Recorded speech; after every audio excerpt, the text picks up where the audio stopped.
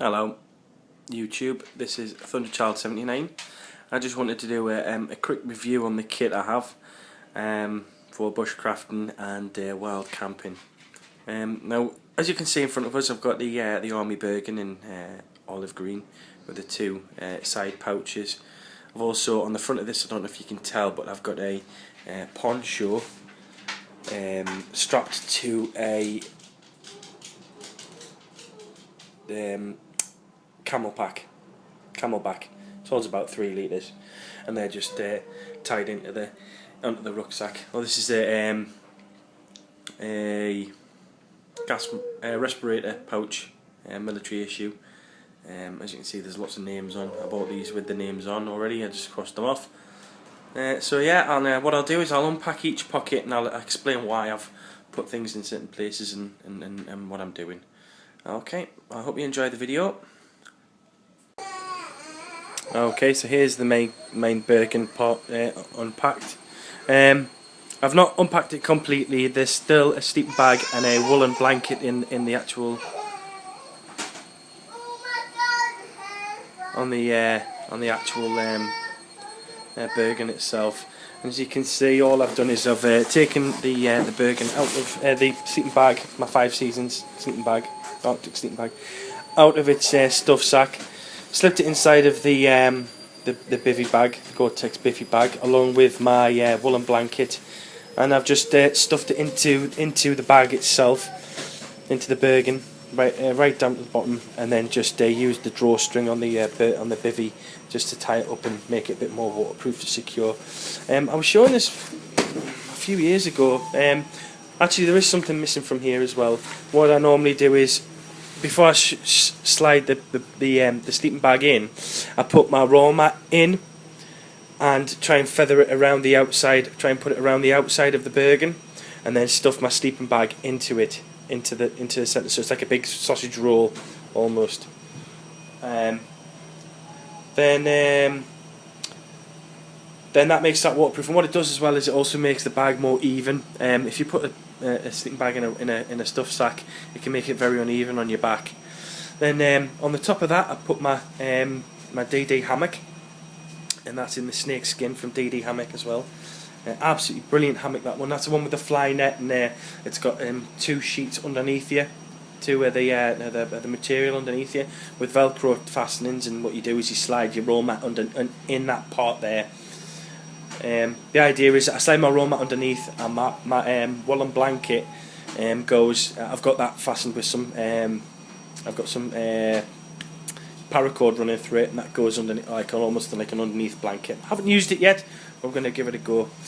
Then I've got some various bits of string and some cord, paracord, some tent pegs. I don't normally carry tent pegs, but the last time I used my setup, I used it on the ground with and had to peg my hammock out on the ground. It was actually very good system, kept the flies away and stuff. Then I've got I think it's a 100 foot paracord there, wrapped in my DD top 3x3 olive green. Excellent bit of kit, that. Well worth the money, and they're not that expensive.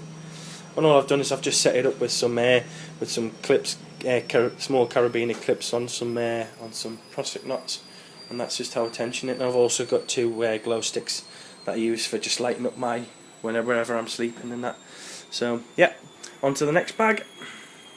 Okay, so this side pouch is what I would class as a empty pouch. So everything that goes in this is sort of linked to other stuff within the Bergen. So it's a warms bag. It's got my warm clothes in. It's got other things, but I'll run through it. So I've got a stuff sack with a fleece, pair of thermal bottoms and a thermal top. They're wind stopper ones. Got them courtesy of the last place I worked. Got a first aid kit. Got a few medicines in there. I know they tell you not to put medicine in first aid kits, but because it's so particular to mine, then I felt like I should have sort of paracetamol and ibuprofen. There's also some indigestion tablets because I suffer quite badly from that because I'm a big man. A pair of gloves come in very handy for the fire and making sure I don't cut myself, which sort of stands well with the first aid kit. The first aid kit, if you're going to carry a knife or an axe or a saw blade or out in the woods where you're cracking wood and splinters and stuff like that, it's best to carry a first aid kit. It's very, very inexpensive. In fact, I think Tesco's are selling quite a good one in their car in the aisle with all the car parts on and stuff like that, you know, all the windscreen wipers and stuff. They do a little first aid kit. That's actually a Boots one. Moving on, this bag here has got this little bag with what I call luxury items. So I've got a hip flask there, which I just bought from Asda for about £1, I think it was, filled with whiskey, so I can have a little nip when I'm out next to the fire. This here is a little, I made it myself. It's actually the packaging off these little chisels, wood chisels, and they're all different shapes, so just small things. I think they costed about £5 on the internet or something like that. So, and it's just they're a luxury item as well.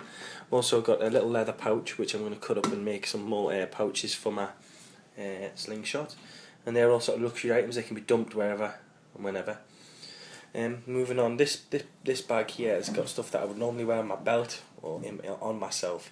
So I've got, and this depends on where I am as well. So I've got a little a tiny little, get it out. It's a tiny little file, little square file.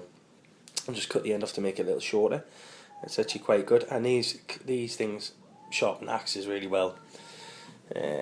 We've got Wilkinson's hand saw. This is an excellent price for what you get. Does exactly the same as anything else. And we've also got a Mora knife as well. Got a little bit of rubber in the tubing around the end, and a bit of paracord for a leg tie and a neck tie. Also carry some sheets of sandpaper. The sandpaper, what I do is I cut each sheet.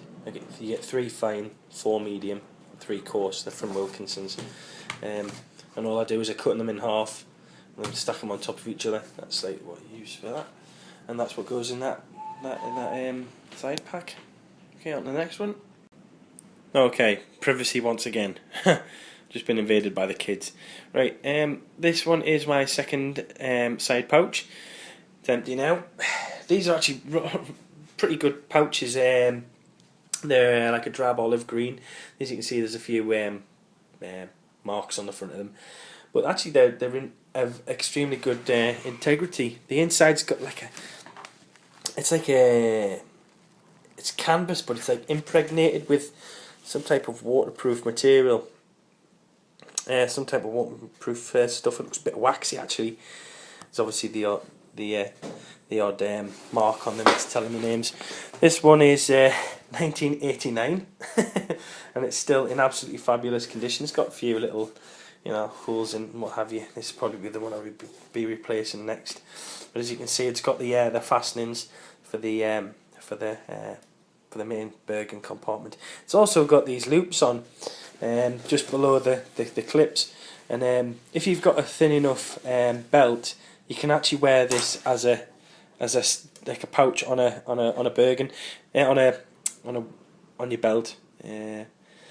Actually, we use something similar. I work on in the construction industry on the railway, and I seem to remember using one of these as a tool pouch, like for carrying around small part steel work and stuff like that, and I just had it on a belt and a small loop through here and attached it. There's like a drop down leg system. Sounds corny, but when you're up a ladder, or you're on the top of a bit of steel work, the last thing you want is have people chucking stuff up at you for what have you. And the zips obviously zip onto the side of the to zip onto the side of the Bergen. They also zip together. So this one will zip together with the other one that I've got as well, which is a bit new with the other one, right? And so on. These at the front actually are for compression straps. You put a strap through like a bit of nylon ribbon, like a bit like a cargo strap, mini cargo strap, and they cinch down. This is a little molly pouch that I carry in my multi-tool, and this multi-tool is just a cheap one. It's for picking up picking up hot items and stuff. It's got a tape measure on, and it's got the odd stuff knife and what have you. It's just cheap, bought it from Tesco's. Also got a lighter with some inner tube on the outside, and a little pick, like a pick thing, and the thing there. They all just fit inside of that pouch. Then it's on to the Swedish Trangia stove. It's got this is all laid out individually, but they all stack on top of each other. This is an aluminium pot stand, and what you do is you stand here, you put your Trangia burner on the inside, and then you pot. Excuse me, and then you pot on top of that like that. Doing it one-handed, so I'm all over the shop like that. And that'll boil water. It's also got a little pot as well. That holds enough water for 1 cup of water. This is excellent for boiling water in. This also comes with a holder for it, like a pot holder for keeping it over the fire. And what I've noticed is you can't really, it's not very good once you've got a hold of this, you need to be pretty clever to try and tip it out. So what I've actually found is if you stand it in the pot like that, and you hold that like that, it becomes, you can pour out whatever you need like that. Hope that helps. Okay, so that's that. And then inside my Trangia set, I've got a little bag that I found. It's got my alcohol in it, some vegetable oil, some heavy duty tin foil, some napkins, scrubbing pad, and a black bag, a black bin bag. And what I do is I wrap the Trangia set in a little, it's actually a neck scarf that looks like a shamag. But it's a bit smaller than a shamag, but it's just right. It stops everything rattling around. Then we've got, and also carry a mess tin with us, because I think these are ideal. Make a brilliant. They've got a large surface area, so they boil a lot of water. You know, you can carry water in that if you find it. So I can fill that and my water bottle with water and carry them all at once.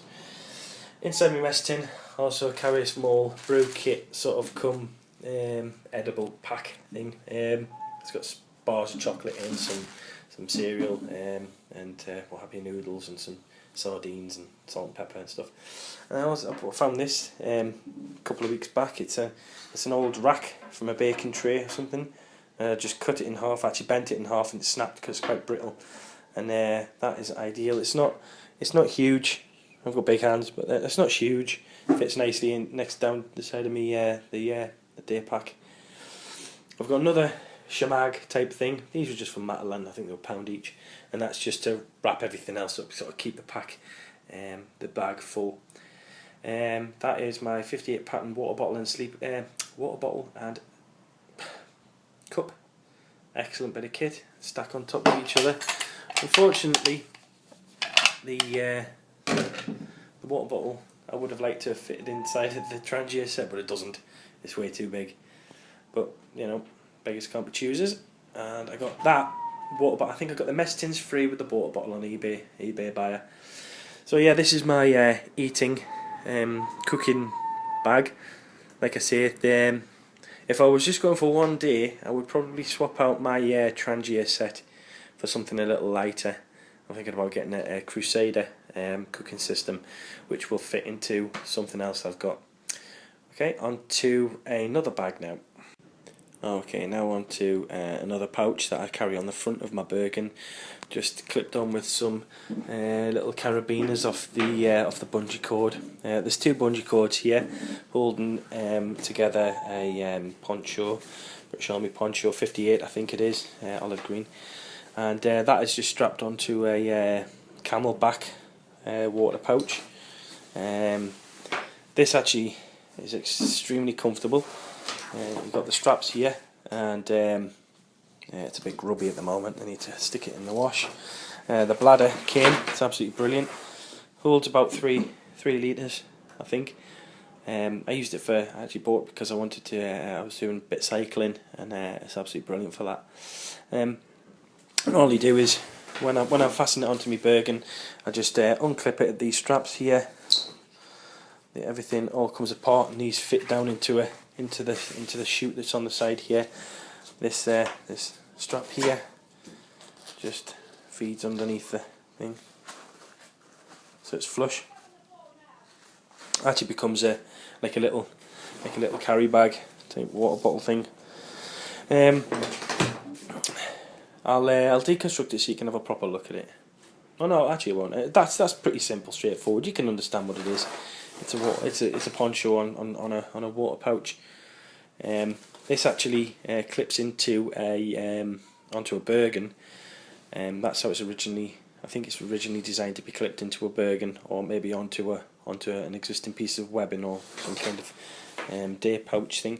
But hopefully, I'm hoping that this will mirror the day sack yoke that's coming, and I'll be able to have this on one side and the day sack on the other. I know that they're meant to zip together, but I'm hoping that they'll go together regardless. Okay, like I say, it's got a zip on the side of it for taking the bladder in and out. All I'm going to do is I'm going to put some little sachets of Energizer drink and orange juice and what have you, powdered orange juice and what have you, in there. That's where I'll keep it. You noticed I've got another 2 water bottles. Well, the reason I was thinking about 2 water bottles was because if for some reason I can't take this with me, I've always got another day pack with a water bottle in, which is slightly smaller, which is sort of like a carry about. This is more of a base. I would say this is more of a base type water holder. So this is what I would use when I'm setting up my camp. I'll put it up in a tree somewhere, make sure it's filled with the water, what have you. Okay. Also, the bungees and the poncho make a tent. So and once you lay them out and you make your own pegs and stuff like that, like you can get quite comfortable underneath it. Okay, now on to the next bag. Okay, so as you can probably guess, the lighting's changed. It's gone dark all of a sudden.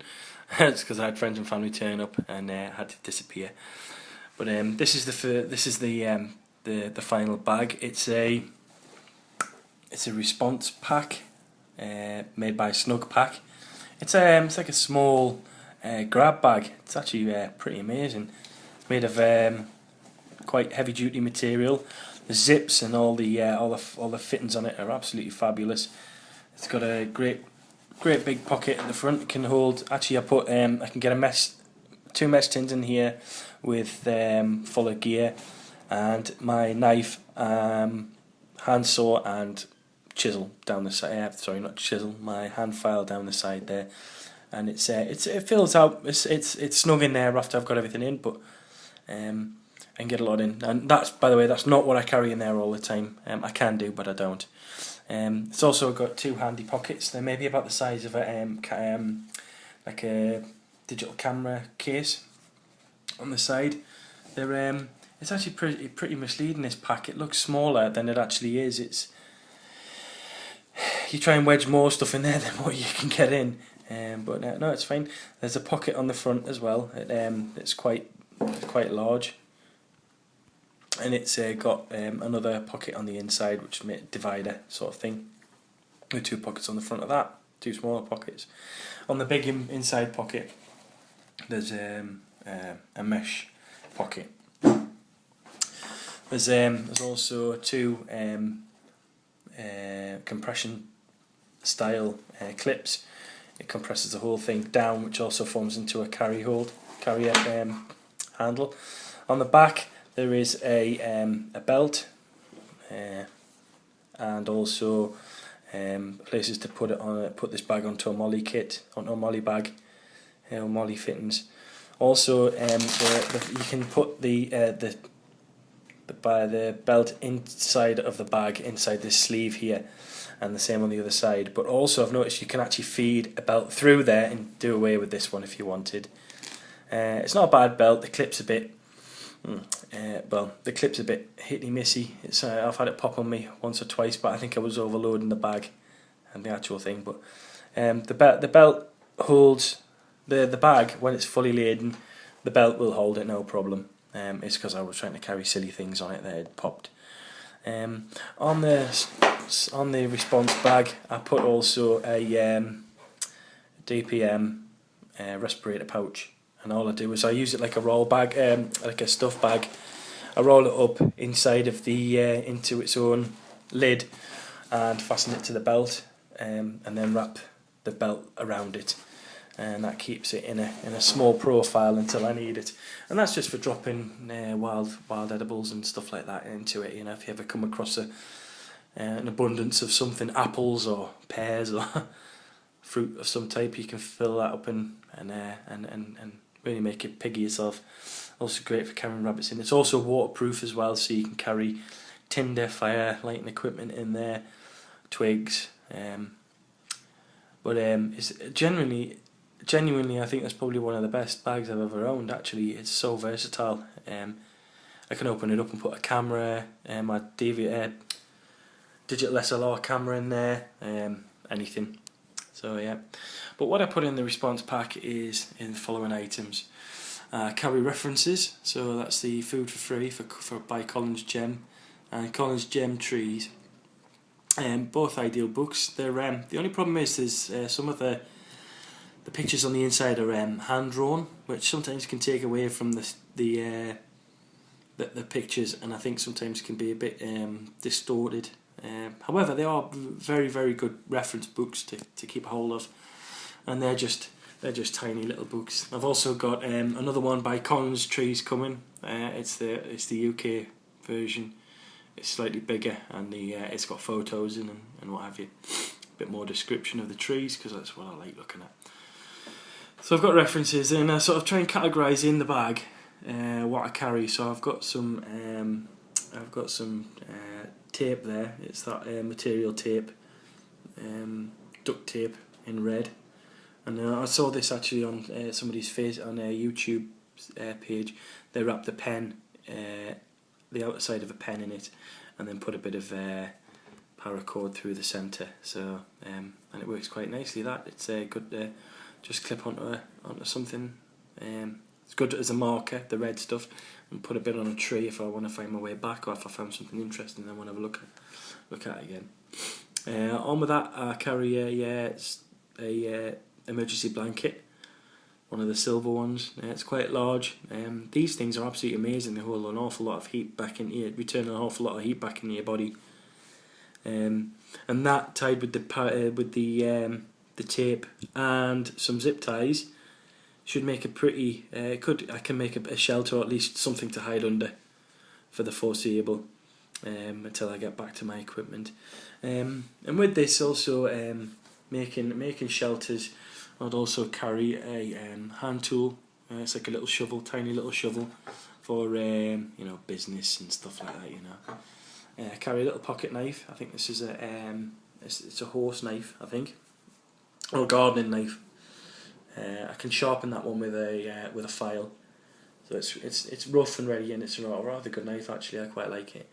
And I've got an axe, which I carry with me when I can, and that's just a homemade axe cover to stop it from catching in my bag. It's actually a chip chop axe, and I think it's a carpenter's head, so it's for carpentry work, but it works for what I need it for. And if I'm ever caught out and I've got light, I've got a little pocket torch there and 2 glow sticks. Then on to the fire making kit. I've got this one tobacco tin full of cotton wool soaked in petroleum jelly. I've got a lighter and a fire steel there. Moving on, when I lit a fire, I want to be able to carry it with me, so I've got a hand warming kit, hand warmer. All you do is they're the refills for it. All you do is you light a little carbon block on the inside, like charcoal block on the inside, and it'll burn for hours and hours. I also like to carry a Zippo lighter with us, just for the alternative fuel if I've find some petrol or whatever. It's just a cheap one. Also, I can get a spark from that as well. And it's on to a knife sharpening stone. This is the DC4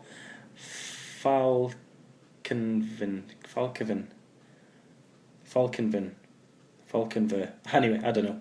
That's what that is. Very good sharpening. It's got a gold side and a stone side, so it's very good. Then we've got a little monocular, just a cheap one for looking up trees, and if I see something that I fancy keeping an eye on. I'm not being pervy with that. It's handy to have in my pocket. This is actually a bit of black tape with some needles in, just in case anything rips or what have you. So then on to this. This is the Black Widow slingshot, and a little pouch with some ammunition in it. Now this is something I probably wouldn't carry with me all the time. It's just if I've got landowner's permission to be there, and I've got landowner's permission to fire a slingshot in guidance with the rules and regulations of it, and I'll do that. I'm still getting my eye in with it, but it's something that might come to me eventually. Okay, so that's basically the whole kit. I really hope you appreciate like the videos, and please comment on them. I'd love to hear your comments about how I can improve, what I've missed out, what maybe you put in place instead of what I do, and what have you. So yeah, I look forward to hearing from you, and thanks, and keep on YouTubing. Thank you.